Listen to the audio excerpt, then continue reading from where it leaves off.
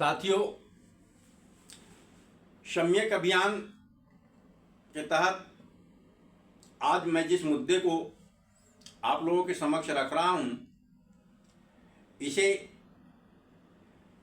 किसी एक जाति विशेष का मुद्दा न माना जाए। यह देखने में आया है कि अधिकांश लोग सामाजिक समानता के लिए जो प्रयास किए जाते हैं, तो उन बातों को केवल इस कारण से नज़रअंदाज कर देते हैं कि वे तो केवल जातियों के लिए बनाई गई योजना है, या उन बातों को लेकर नकारात्मक विचार ही बना लेते हैं। जबकि किसी भी वर्ग का सम्यक विकास तब तक संभव नहीं है जब तक कि संपूर्ण क्षेत्र का विकास विकसित प्रतिमानों के अनुरूप न हो। यहां चिंतन की बात इसलिए आई कि देश जब स्वतंत्र हुआ और अनुसूचित जाति जनजाति वर्ग के लिए आरक्षण की व्यवस्था की गई,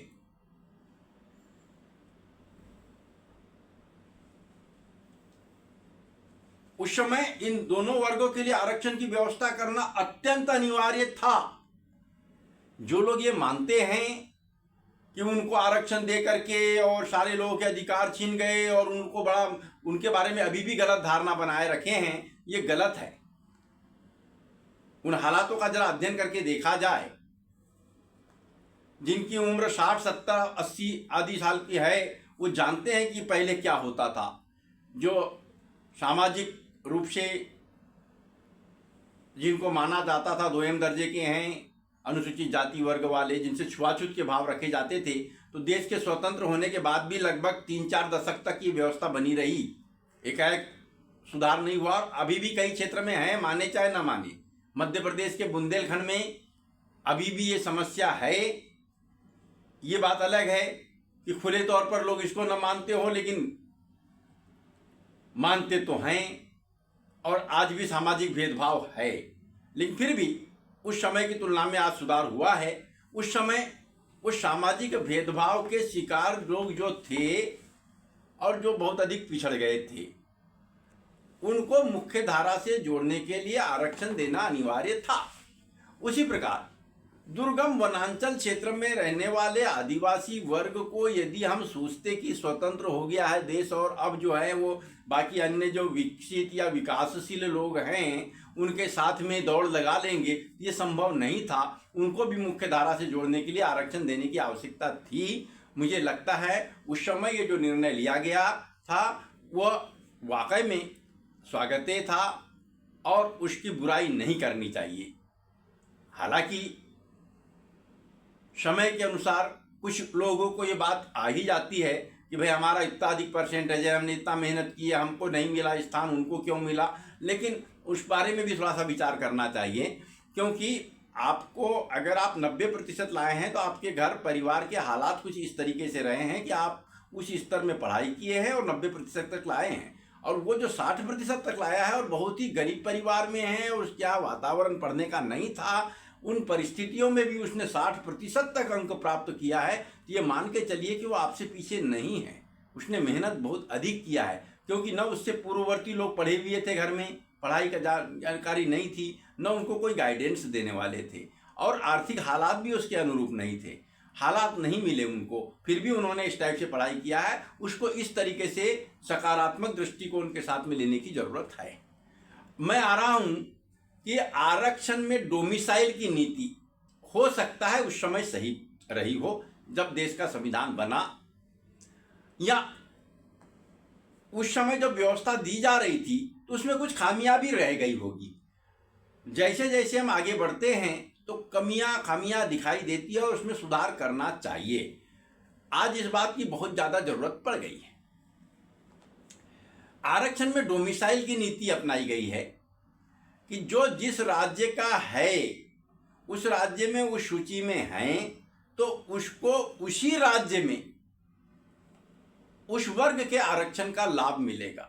यदि वो उस राज्य से बाहर आजीविका के कारण दूसरे राज्य में चला जाता है तो उसे उस राज्य में उस आरक्षण का लाभ नहीं मिलेगा, चाहे वो अनुसूचित जाति हो चाहे अनुसूचित जनजाति हो। और बाद में जो मंडल आयोग की सिफारिशों के तहत ओबीसी वर्ग को भी आरक्षण दिया गया, वो सबके लिए यही नियम है। इसमें दिक्कतें बहुत ज़्यादा पैदा हो रही। पहले तो ठीक है, साधन नहीं थे, ये किसी राज्य के दूसरे राज्य की सीमा लगती थी तो वही आपस में रिश्तेदारी रिश्तेदारी होती थी या आदान प्रदान होता था, आना जाना रहता था। लेकिन अब तो ऐसे साधन हो गए हैं कि एक राज्य से दूसरे राज्य तीसरे राज्य का पूरे देश में आसानी से भ्रमण होता है, आसानी से आना जाना होता है, आसानी से नातेदारी रिश्तेदारी हो रही है, रोटी बेटी के संबंध सब बन रहे हैं। और कारोबार के लिए भी या नौकरी के लिए भी लोग इधर उधर जा रहे हैं, तो उसमें उनको उस लाभ से वंचित नहीं किया जा सकता। उस समय भी दिक्कतें आई है। एक उदाहरण हमारे सामने में आया था महार समाज का।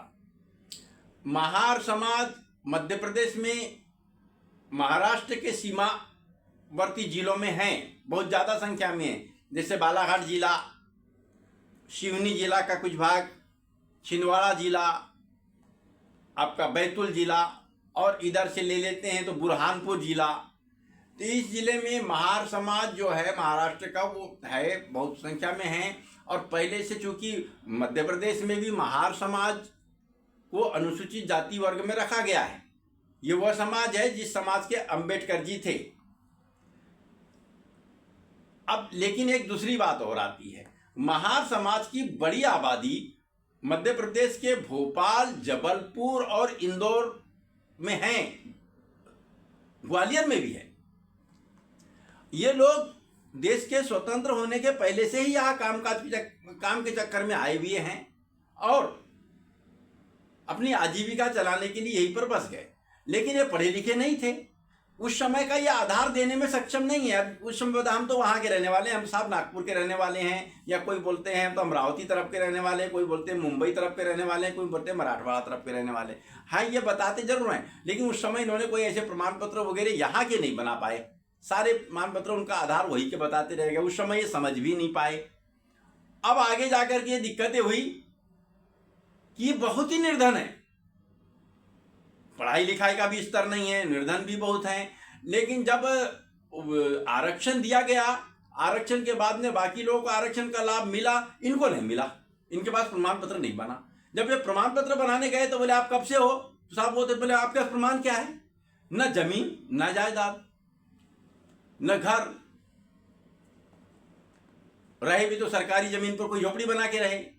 तो भाई वो लोग कैसे देते? यदि अंबेडकर जी के पिताजी हालांकि सूबेदार थे मऊ में, सेना में, छावनी में, यदि अंबेडकर जी की पढ़ाई महाराष्ट्र में नहीं हुई होती तो हो सकता है उनको भी इस समस्या का सामना करना पड़ता। लेकिन उनकी पढ़ाई उनके पिताजी ने महाराष्ट्र में ही करवाई।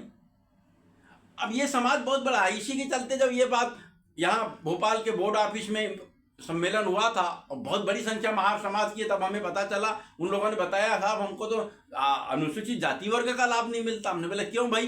तो बोले हमारे ऐसे ऐसे है, 50 साल पहले का रिकॉर्ड मांगते हैं, प्रमाण मांगते हैं, तब हमको प्रमाण पत्र देंगे।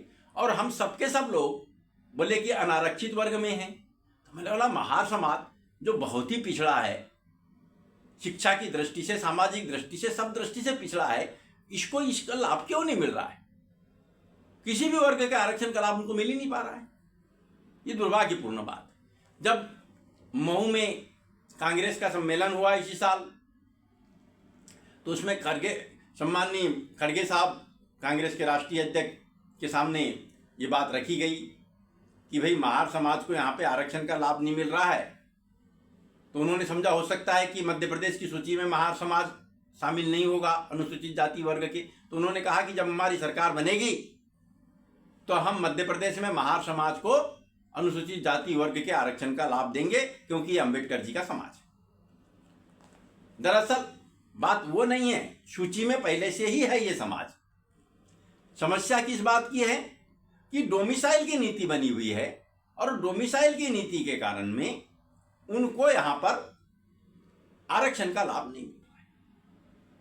अभी मेरा नाम लेना उचित नहीं है, लेकिन एक ने चुनाव का फार्म भरा, वो राजस्थान के थे, उनके पिताजी ने मध्य प्रदेश में आके पूरी नौकरी किया, जीवन बिताया, उनके बच्चों का जन्म यहाँ हुआ। अब उनके बच्चों को कहते हैं वो वहाँ के अनुसूचित जाति के थे, उनको कैडर यहाँ का मिला, आईएएस यहाँ के थे, यहाँ उनने नौकरी किया, लेकिन उनके बच्चों को अनुसूचित जाति वर्ग का लाभ नहीं मिलेगा। ये तो बेहद दुर्भाग्यपूर्ण बात है। ठीक वहाँ की बात ही है। ऐसे दूसरे और भी ये हैं, कई लोग मजदूरी, चलो तो आईएएस है, चलो बर्दाश्त कर लेंगे, दूसरे और सारे लोग हैं बहुत गरीब हैं, लेकिन उनको यही पैदा हुए, यही सब कुछ है, स्वतंत्रता के पहले से भी है, लेकिन रिकॉर्ड नहीं है, उनको आरक्षण का लाभ नहीं मिल रहा है। एक बात और, जो महाराष्ट्र के सीमा से लगे हैं या उत्तर प्रदेश की सीमा से लगे हैं या गुजरात की सीमा से लगे हैं, अन्य जो भी जिस राज्य की सीमा से लगे हैं, तो रिश्तेदारी आपस में होती है। यदि अनुसूचित जाति वर्ग के किसी युवक ने उत्तर प्रदेश के अनुसूचित जाति वर्ग की लड़की से शादी किया, एक ही जाति में शादी किया है, अंतरजातीय विवाह नहीं हुआ, लेकिन उनकी पत्नी को यहां पर अनुसूचित जाति वर्ग का लाभ नहीं मिलेगा।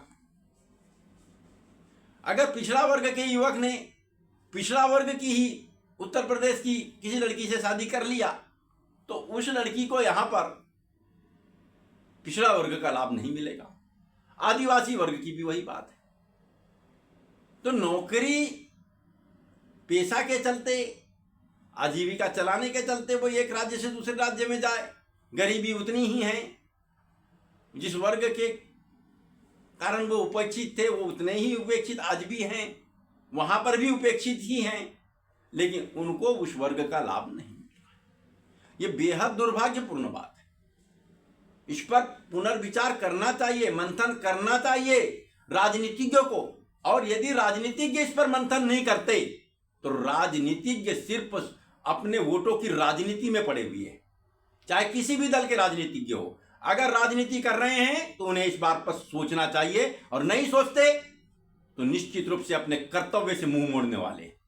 ये बहुत गंभीर विषय है, और मैं तो कहता हूं कि मध्य प्रदेश के हर जिले में, हर शहर में, हर गांव में इस समस्या से कुछ न कुछ परिवार ग्रसित हैं, क्योंकि अब अधिकतर शादियां दूसरे राज्य में होने लगी है, दूसरे का राज्य की लड़की मांग रहे हैं, इसमें यह समस्या ज्यादा पैदा हो रही है और वो लोग जीवन भर परेशान हो रहे हैं। तो इस समस्या के निराकरण के लिए आरक्षण में डोमिसाइल नीति का जो प्रावधान है वो बिल्कुल समाप्त कर देना चाहिए। जो जहां जिसका जन्म स्थल, जहां से जो उनके जो पिता दादा जो भी रहे होंगे, और वहां उस जाति को जिस वर्ग में लिया गया होगा, उसके बाद में आजीविका के चलते वो जहां कहीं चले जाए, लेकिन उस राज्य में भी उसको आरक्षण का लाभ मिले। शादी होकर लड़की कहीं भी चली जाए, लेकिन जहां जन्म हुआ था, जहां उनके पिता दादा सब लोग रहे हैं, उनकी जो जाति है उस जाति और वर्ग का लाभ उनको दूसरे राज्य में भी मिलना चाहिए। कम से कम इतनी व्यवस्था तो होनी ही चाहिए। और इतनी व्यवस्था अगर नहीं कर पा रही है सरकार और राजनीति में बैठे हुए लोग, तो फिर तो इनकी बहुत बड़ी कमजोरी है, और इस कमजोरी को दूर करना चाहिए। सम्यक अभियान के माध्यम से इस आवाज को हमने 2 मई 2022 से ही उठाया है, और निश्चित रूप से हमें विश्वास है कि इस बड़े परिवर्तन को लाने में सम्यक अभियान सफल होगा। धन्यवाद।